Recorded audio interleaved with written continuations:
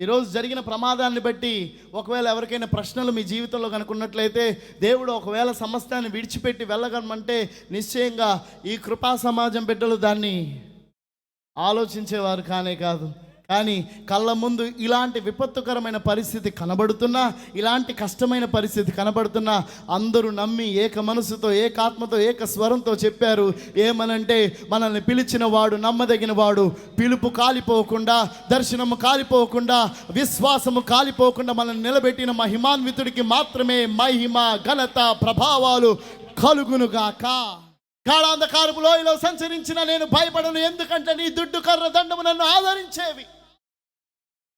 అటువంటి ఆదరణ ఈ కృపా సమాజానికి ప్రభు సమృద్ధిగా అనుగ్రహించాడు, అనుగ్రహిస్తున్నాడు, అనుగ్రహించబోతున్నాడు. హల్లెలూయా. ఎదురవుతున్న పరిణామాలు మన జీవితాల్ని మార్చేవి కాదు. ఎదురవుతున్న పరిణామాల మధ్యలో మనల్ని సరిచేసి సరిదిద్ది ఉన్నతమైన స్థితికి, శత్రువుల ఎదుట విందును సిద్ధపరిచే దేవుడు ఆయన. హల్లెలూయా.